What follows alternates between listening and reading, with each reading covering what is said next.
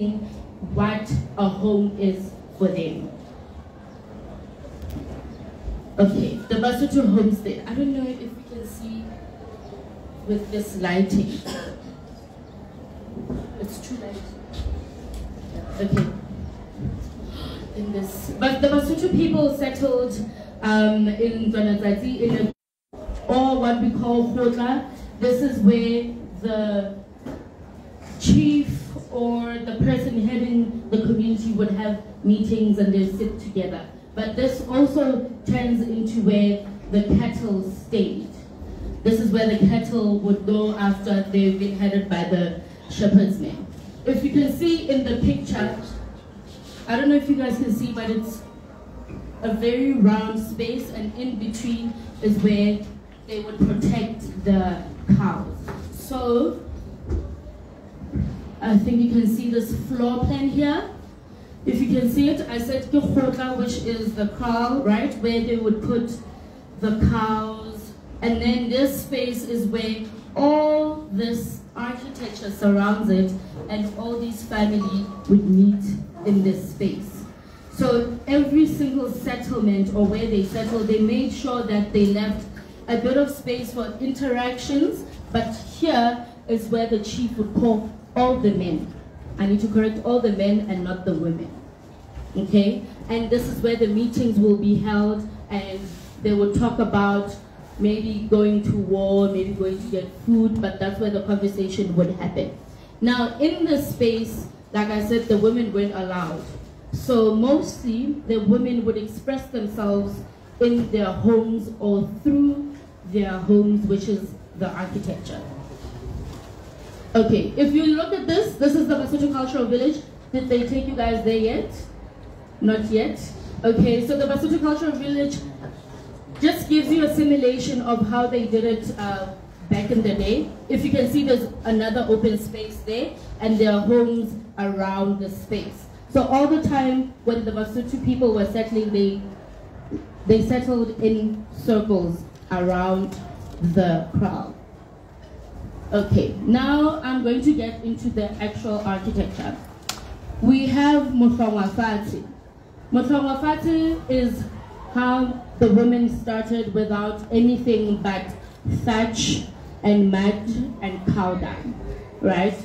So this thatch, they used it as the wall of the domestic dwelling. And then they plastered the interior and the entrance with cow dung and clay.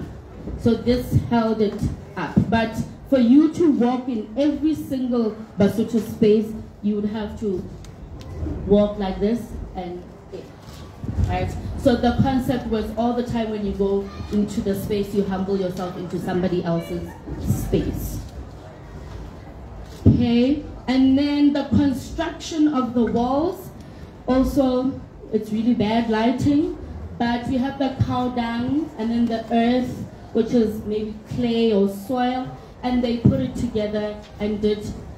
If you can see this picture here, it shows that there's a bit of, the thatch doesn't go all the way to the floor because the water would make it rot, blah, blah, blah. So they did just a bit, a step there, in a 900mm wall of the cow dung and clay just to keep it stable. Oh, and then they did the thatch roof. I don't know if you can see. This roof will then be seen outside like that, if you can see. But you won't see that interior wall if you're outside the home. And then this is the rendezvous. The rendezvous is a space that's all over. This is the space that's known as the Lesotho home.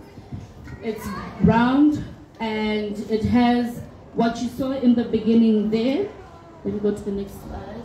It also has thatch as the roofing, and now they started using load-bearing walls and started using the sandstone that you see all over town now.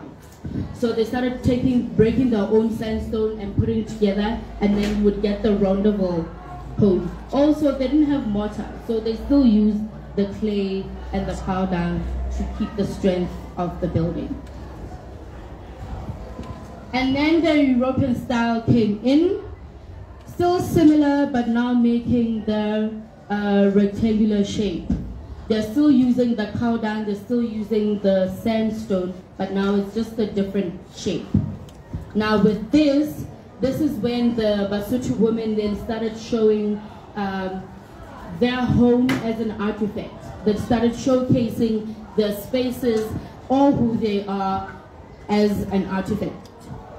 So as you can see, after the European came, then they started playing with the exterior. If you see the exterior, is what we call the dema. This was now the reflection of the female at home when the men have gone to war or get food. Now they just extended themselves to the architecture. Oh, sorry. Okay, the women of the Basotho nation took pride in shaping their identity by building the builders of their own homes, by being the builders of their own homes. The home became the terms of reference of what type of woman she is. The house as a vessel became an extension of as a wife, a woman, and a mother. So this space, every single time you come to it, depending on how she's feeling or how her life is going, you would see it on the wall of her architecture.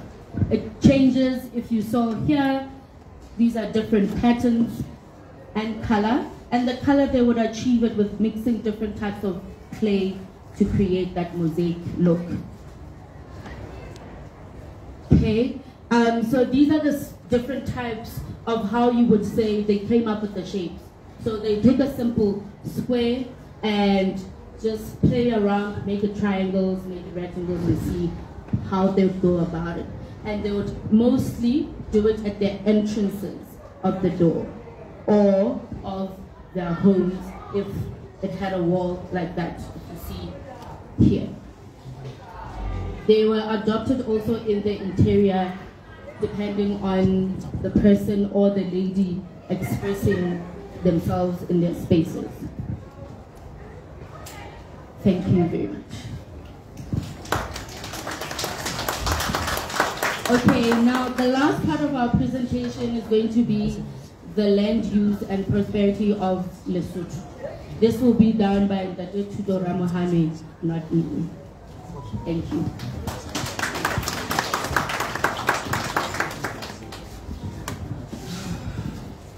Thank you very much and good afternoon to everyone. I'm quite going to be very, very quick in what I'm going